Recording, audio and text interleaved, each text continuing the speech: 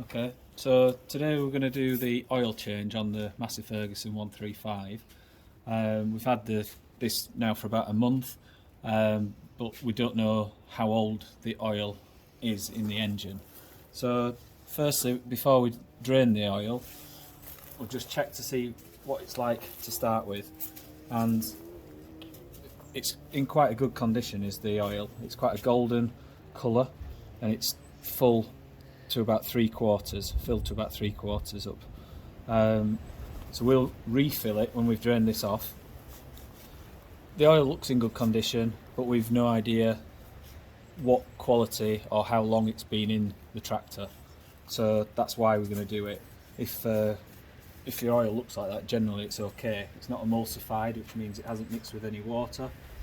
But I just want to check it. So that's the thing. So the plan today, we're going to warm the tractor up so that the oil ends a bit more runny, a bit more viscous, and then we're going to take the nut or the drain bung out of the bottom of the sump and drain it all off into some containers, and then fill it back up with 1540 tractor oil. So that's our plan. What you need for the oil change on the Massey 135. So we've got the new oil. You're going to want a little jug for decanting. Mine's got a loader on it, so it makes it very difficult to get into the filler for the engine. The sump, you're going to need 1 1/16 socket to get the sump plug out, and then if you're changing the filter, that's a 5/8 AF, and it just helps with a bit of a extension bar and a funnel. And mine has a gauze filter in the bottom of that, which just screens out any bits of debris. Shouldn't be any, but inevitably something drops in. So that's it. That's what you need.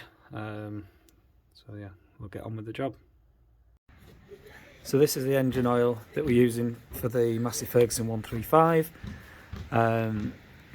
So you can see it's 1540. I wasn't sure which to get, but the local farmer used to work for Massey Ferguson, so he got this for me. So that's what's going to go back in.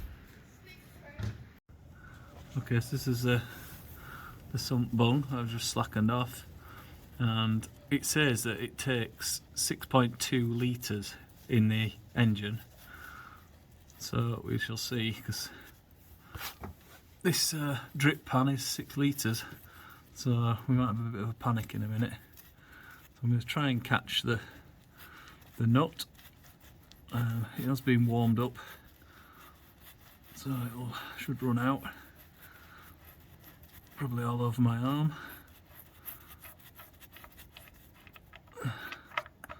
There we go.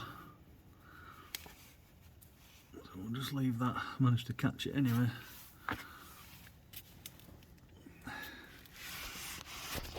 That's it. So we filled the drain pan, so almost 6 litres, and then in here I think there probably is well, it's probably a bit more than another litre, so it could have been nearer 7 litres, I would guess, but it does say in the spec that it's 6.2 litre capacity, so we'll see when we start filling it back up. That's nearly drained out, so the next job is to take the filter housing off. So the oil filter housing, on mine it's on the side, and it's going to be a cartridge type. You can change these to a screw-in type filter, so if you're ordering, just be careful, make sure you know which one you're purchasing. So the oil is finished running out of the sump, so the next thing to do is take this oil filter housing off, but before you do anything else, put your drain bung back in, and usually with a new washer on there, onto the bottom, and then tighten that up. If you don't do it now, you'll forget and you'll end up pouring your oil in and it'll go all over the floor. So oil filter housing is loose. I've just undone the nut, and then just take the nut off, hold the actual housing, and then remove it. It's probably about, I don't know, half a pint of oil in here, and that's the state of the old filter. I'll have a good look at that in a minute when it's all drained the oil off.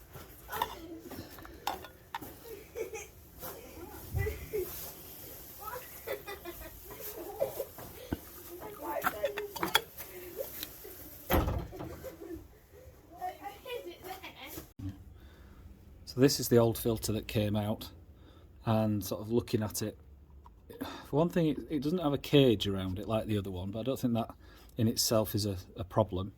But when I can see through the small perforations, you can see that the actual paper filter inside has a lot of, like, well, sort of like gritty dirt, I suppose. So the filter's been doing its job, but I'm glad to be taking it off and giving it an oil change.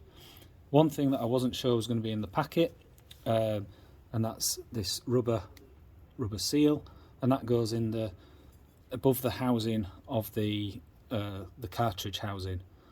So it's the piece that stays on the engine, and you just take out the old ring, put this one in, and then when you wind this back up, it seals and stops the oil coming out. So then you wind that bolt up, and that makes it seat nicely. So I'm going to give it all a good wipe out inside, and then put the filter back onto the tractor, and then fill it back up with the oil. So this is the old filter, and you can see how it's gunked up. So I think it was in need of a new one. There's plenty of debris in there. Oh, look at that it's got there. So I think for the sake of a new filter, it's worth it. And I think what I'll do as well is run the tractor for a bit, and then I'll swap the filter again and just see if any more I don't know, like dirt and stuff's collecting. It might be a symptom of something a bit worse in the engine, or it could just be that this filter's been on for years and years. I've no means of knowing how old this is, but yeah, it's certainly ready for changing, so that's a good job done. Okay, so the oil filter's back in. We swapped put a new O-ring into the top of the filter housing. Smear a little bit of fresh oil around that rubber, just so that when you offer up the housing and then tighten up the housing, if it just starts to turn, it'll just slip on the rubber rather than buckle the rubber. So we've done that, that's tight. Drain bung's back into the sump and nipped. So we're just going to start filling up the oil now. I'm going to use a jug, and I've used a funnel. It's just a bit awkward with this loader on. So we're going to fill it up. We know that it's going to be about 6.2 litres. So we'll do that now.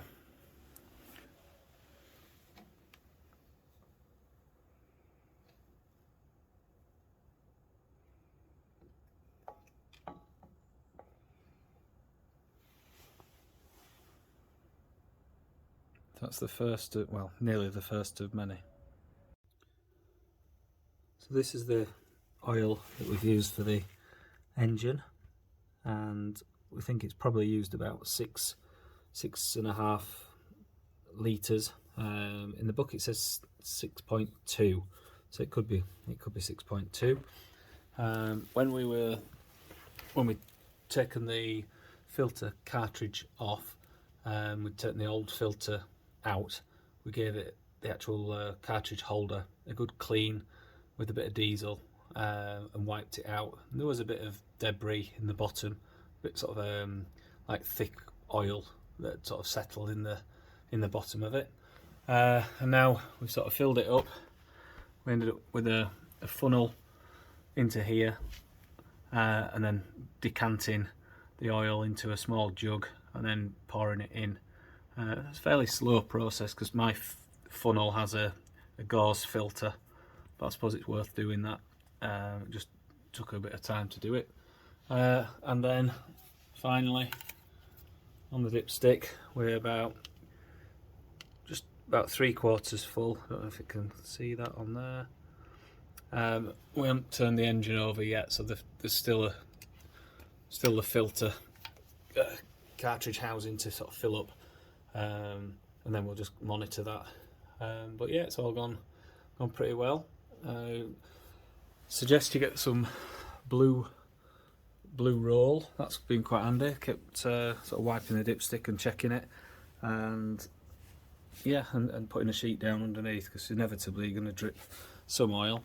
Or if you've got young children like me, they come and kick the canister of diesel over that I had, that I was washing out the oil filter housing.